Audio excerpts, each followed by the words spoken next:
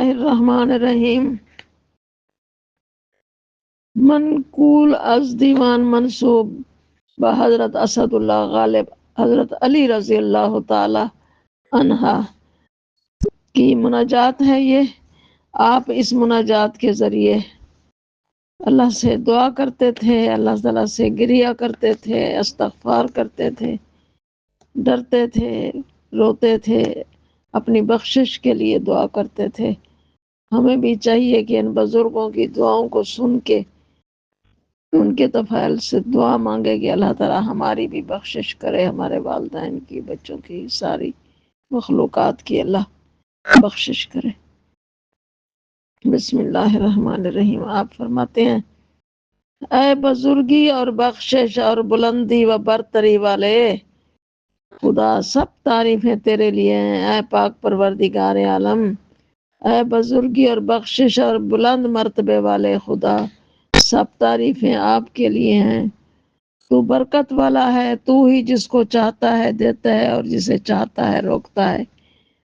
اے میرے معبود، میرے خالق اور میرے محافظ اور میری جائے پناہ، میں اپنی تنگیوں اور آسانیوں کے وقت تیری ہی پناہ پکڑتا ہوں۔ اے میرے معبود، اگرچہ میرے گناہ بہت بڑے اور بہت زیادہ ہو گئے ہیں، لیکن تیری معافی میرے گناہوں سے بھی بڑھ کر ہے اور بہت وسیع ہے۔ اے اللہ، اگرچہ میں نے اپنے نفس کو اس کی مانگی ہوئی چیزیں دی ہیں، بس اب میں پشیمانی کے سبزہ میں چل رہا ہوں۔ اے میرے خدا، تو میری حالت اور میرے فکر و فاقہ کو دیکھتا ہے اور تو ہی میری پوشیدہ مناجات کو سنتا ہے۔ خدایا، بس تو میری امید کو نہ توڑ اور میرے دل کو ٹیڑھا نہ کر۔ بس مجھ کو تیری بخشش کی ضرورت ہے، میں تیری بخشش چاہتا ہوں۔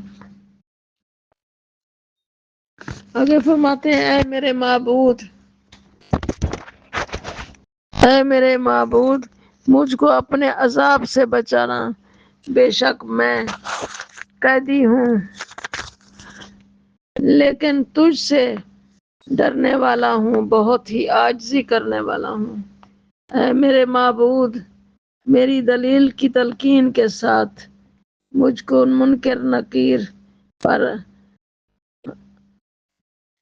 انس عطا فرما، جبکہ قبر میرا ٹھکانہ ہو اور لیٹنے کی جگہ ہو۔ اے میرے خدا، اگر تو مجھ کو 1000 سال عذاب کرے، پھر بھی تجھ سے میری امید کی رسی نہیں ٹوٹے گی۔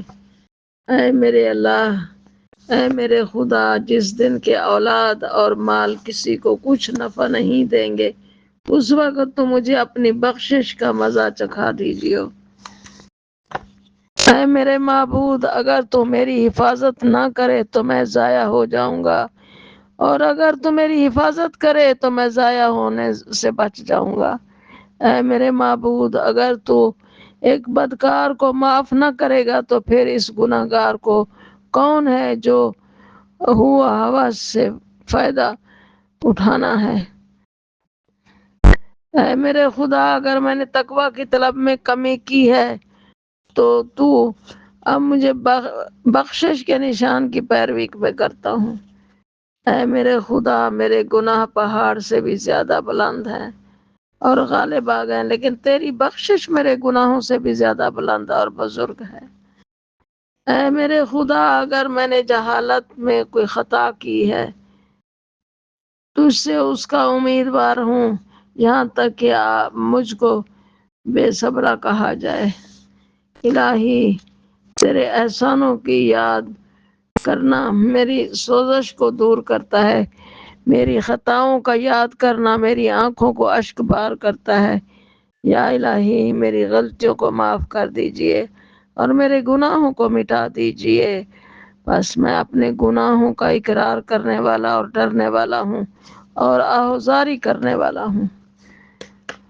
یا الہی، اے پاک پروردگار عالم، مجھ کو اپنی راحت اور رحمت عطا فرما، بس میں وہ نہیں ہوں کہ تیرے احسان کے دروازوں کے سوا کسی اور کا دروازہ کھٹکھٹاؤں۔ یا الہی، بے شک اگر تم مجھ کو دور کر دے یا ذلیل کرے، بس کون ہے جس سے میں امید رکھ سکتا ہوں؟ کون ہے جس کی سفارش قبول کی جائے گی؟ یا الہی، بے شک اگر تم مجھ کو محروم کر دے یا مجھ کو ہنکار دے، میں بس کیا میرا ہیلا، اے میرے پروردگار، میں کس طرح کروں؟ الہی، محبت کا حلیف رات کا بے خواب ہے، مناجات کہتا ہے اور دعا کرتا ہے اور غافل سو رہا ہے۔ یہ سب تیری بہت بڑی رحمت کی بخشش کی امید رکھتے ہیں اور بہشت میں ہمیشہ رہنے کی طلب کرتے ہیں۔ اے میرے معبود، میری امید مجھ کو سلامتی کی آرزو مند کرتی ہے اور میرے گناہوں کی برائی مجھ پر ملامت کرتی ہے۔ بس اگر تو مجھ کو بخش دے تو تیری بخشش مجھ کو رہائی دینے والی ہے، ورنہ میں مہلک گناہ سے بچھڑا ہوا ہوں۔ اے پاک پروردگار، یا الہی، نبی ہاشمی اور بنی ہاشمی اور ان کی آل اولاد نیک بندوں کے طفیل سے جو کہ عاجزی کرنے والے ہیں، مجھ کو دین محمدی پر رجوع کرنے والا اور پرہیزگار بنا دے، فرما بردار بنا دے، فرما بردار کر کے زندہ رکھ۔ میں تیرے لیے عاجزی کرتا ہوں۔ اے میرے معبود، اے میرے آقا، مجھ کو ان کی شفاعت کبریٰ سے محروم نہ کرنا، بس وہی ہیں شفاعت کرنے والے، اور ہمیشہ ہمیشہ ان پر درود بھیج جب تک محدثین تجھ کو پکاریں اور نیک لوگ تیرے دروازے پر جھکتے ہوئے مناجات پڑھیں۔